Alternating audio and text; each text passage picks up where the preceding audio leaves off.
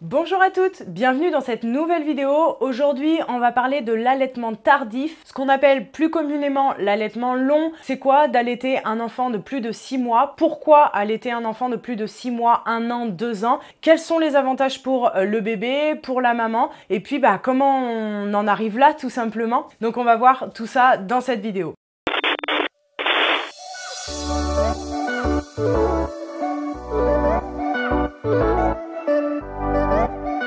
Alors aujourd'hui, malheureusement, c'est un petit peu mal vu, c'est très méconnu dans notre société d'allaiter un enfant plus de 6 mois, c'est déjà bizarre. 1 an, vous passez vraiment pour quelqu'un d'un petit peu à part, et alors 2 ans, vous êtes un extraterrestre. C'est vrai que c'est mal connu, beaucoup de femmes ne le vivent pas, donc elles ne peuvent pas comprendre. On a aussi dans la tête, ce qui est beaucoup véhiculé par l'industrie, qui a fait très bien son travail, que le lait d'une maman, à partir de 6 mois, il ne vaut plus rien. À partir d'1 an, c'est que de l'eau, et qu'en fait, ça fait juste plaisir aux mamans de donner leur sein à partir d'1 an ou de 2. Donc on va essayer de voir tout ça un petit peu ensemble. Et puis on va aussi voir quelles sont tout d'abord les recommandations que fait l'Organisation mondiale de la santé en matière d'allaitement. Il faut savoir qu'elle recommande un allaitement exclusif jusqu'à 6 mois, ça veut dire que du lait maternel jusqu'à 6 mois. Et après, elle encourage les mamans à allaiter jusqu'aux environs de 2 ans de l'enfant. D'un point de vue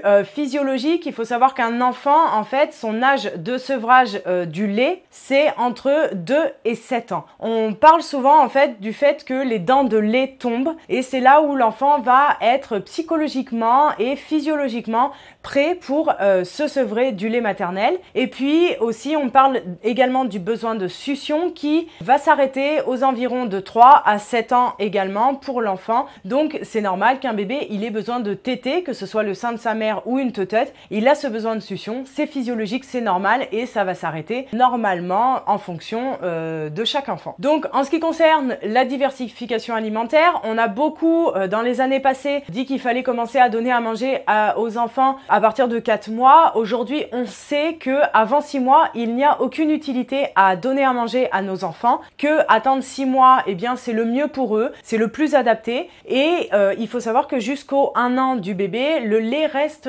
l'alimentation principale. Ensuite, après 1 an, l'alimentation solide devient le principal choix de votre enfant, et le lait est là en complément. Donc c'est pour ça qu'on voit aujourd'hui, on a encore des bébés à 2 ans qui tètent un gros biberon de lait, qui boivent peut-être 500 ml de lait par jour jusqu'à 3, 4, 5 ans. C'est tout à fait normal. Donc, pourquoi pas le sein de leur maman? Alors maintenant, quels sont les avantages à l'allaitement maternel tardif? Alors tardif, je vous dis, dans nos pays à nous, c'est à partir de 6 mois, vous êtes déjà tardif. Dans d'autres pays, heureusement, c'est à partir de un petit peu plus longtemps. Mais le premier avantage, c'est que votre lait maternel va évoluer en fonction des besoins de votre bébé. Un lait maternel d'un bébé de 3 mois ne va pas être le même qu'un bébé, qu'un enfant de 2 ans. Parce qu'il faut savoir que, notamment durant la 2e année, la composition du lait maternel va changer et va être plus riche en protéines, en gras, pour s'adapter au développement de votre enfant. Parce qu'effectivement, un enfant à partir d'1 an va acquérir des apprentissages importants comme la marche, la parole, etc.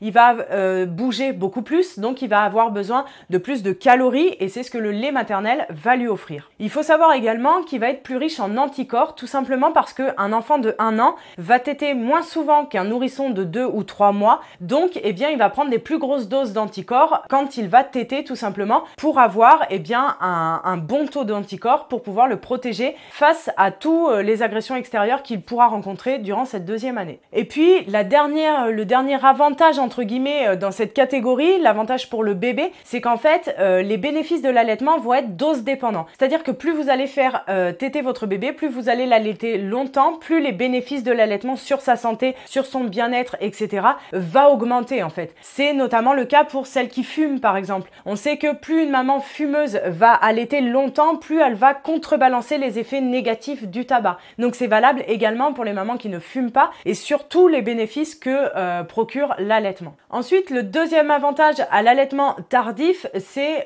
bien la source de réconfort, le bien-être que ça procure à l'enfant. En fait, on a toutes les mamans en fait qui allaitent vont le dire, vont le raconter, et c'est tellement un moment je trouve merveilleux à vivre en fait. C'est quand vous mettez votre enfant au sein, notamment quand il est plus grand, hein, quand il a 1 an et demi, 2 ans, eh bien, il y a un côté apaisement en fait. Si par exemple il vient de se blesser, si il vient d'avoir une peur, une angoisse, ou qu'il est en train de faire une crise, ou peu importe la chose qui va le mettre pas bien, vous le mettez au sein et en fait immédiatement, instantanément, il a ce relâchement et ce sentiment de bien-être qui vient et vous le ressentez, hein, il a ce souffle comme ça là et ça l'apaise direct et ça c'est plutôt pas mal parce que notamment comme je vous ai dit, plus l'enfant va grandir, plus il va être amené à être confronté à plein de situations où des fois il va pas savoir gérer émotionnellement et en fait l'allaitement ça va être vraiment une super technique d'apaisement, de réconfort au même titre par exemple que la teutote et le doudou. Ça choque personne de voir un enfant à 2 ans, 3 ans, 4 ans avoir une teutote alors toute la journée ou juste pour s'endormir ou pour la nuit, avoir son doudou, souvent il l'emmène même à l'école, hein. On a les doudous dans les sacs et puis vous les mettez dans une caisse à l'école parce que l'enfant en a besoin quand il se sent pas bien, eh bien ça choque personne et pourtant l'enfant a 3 ans. Mais par contre ça choque quelqu'un quand on dit que votre enfant est apaisé parce qu'il a 2 ans et qu'il est au sein de sa maman, alors que c'est la chose la plus naturelle en fait qui existe et que le doudou, la tétine, etc. est juste un substitut en fait à ce que la maman peut procurer. Il faut vraiment qu'on arrive à changer nos mentalités là-dessus et c'est normal qu'un enfant au sein de sa maman, qu'il ait 1 an, 2 ans ou 6 mois, il soit apaisé, réconforté, consolé. Ça, c'est vraiment un aspect génial de l'allaitement tardif. Et puis, le dernier avantage pour moi, au top du top, c'est le côté pratique de l'allaitement long, c'est-à-dire en fait, tu te poses jamais de questions. Il y a différentes périodes où, par exemple, notamment quand votre enfant va commencer à manger ou même plus tard, à 1 an et demi, 2 ans, des fois où ils vont rechigner à manger des légumes ou à manger toutes sortes de choses, des fois il va rien manger du tout, et quand vous allaitez, vous savez qu'au moins il a une source intarissable, une source riche pour lui et que votre enfant va se développer correctement même s'il mange pas beaucoup ou qu'il rechigne à manger des légumes. Donc en fait c'est plutôt super pratique. Vous savez que vous pouvez l'allaiter n'importe où, n'importe quand. Il y a même des fois où ça va vous sauver la vie. Moi j'ai le cas d'une maman qui s'est retrouvée coincée avec ses 2 enfants dans sa salle de bain pendant une journée entière et une nuit entière et heureusement pour elle, elle était en fin d'allaitement de la petite dernière et du coup elle a redonné son sein aux 2 petites filles et elles ont pu passer ce moment difficile tranquillement, confortablement lovées contre le sein de leur maman. Il y a vraiment un aspect c'est juste normal quoi et t'as pas à te prendre la tête quand tu veux endormir ton enfant, etc. Je trouve que c'est vraiment l'aspect super pratique. Et en général, les mamans qui font un allaitement long, eh bien elles le contrôlent pas, elles le pensent pas. C'est-à-dire que vous allaitez à 6 mois. Moi c'est ce qui a été le cas pour moi par exemple. Quand j'étais enceinte, je voulais pas allaiter. Quand j'ai eu ma fille, j'ai voulu essayer. Ensuite, j'ai allaité. C'était génial. Et après, à 6 mois, je voulais arrêter. Mais à 6 mois, je me suis dit, mais pourquoi arrêter en fait ?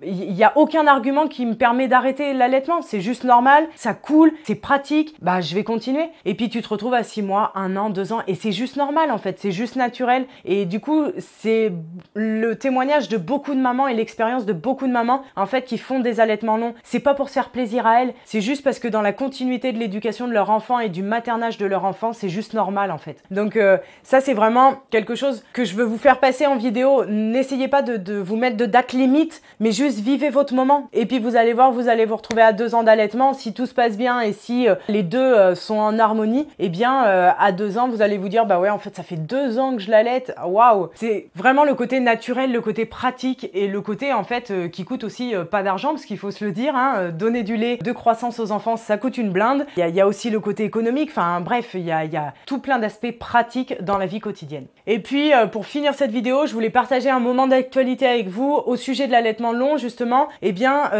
dernièrement là, ça doit être ce week-end, ça s'est passé, Nolwenn Leroy a été interrogée par un docteur un petit peu connu à la télé qui l'a interrogée sur sa vie, etc. et en fait qui lui a parlé de l'allaitement et du coup elle a dit qu'elle allaitait encore son fils qui avait 21 mois et voilà que c'était pour elle une relation privilégiée, notamment par rapport à sa vie où elle bougeait beaucoup, etc. et que c'était quelque chose qu'elle vivait super bien et qu'elle adorait et que voilà, tout simplement c'était normal pour pour elle. Donc bien évidemment, la phrase débile du docteur lui a dit mais vous comptez l'allaiter jusqu'à ses 18 ans? C'était très drôle. Donc c'est un peu, voilà, même les docteurs pensent ça, hein. On a beaucoup de témoignages de mamans qui disent que leur docteur, leur médecin généraliste, leur pédiatre, à partir de 6 mois ou d'1 an, lui disent non mais vous allez l'allaiter jusqu'à quel âge? Faut arrêter de vous faire plaisir. Comme si l'allaitement maternel nous faisait plaisir à nous et que c'était vraiment un kiff pour nous. Bon bref. Et après, en fait, le pire pour elle, hein, c'est que bon, elle s'en est très bien sortie, elle a été tout à fait naturelle. Mais le pire pour elle, qu'elle a partagé après sur ses réseaux sociaux, ça a été un article qui a été écrit justement sur ce passage-là, par Gala notamment, par une femme,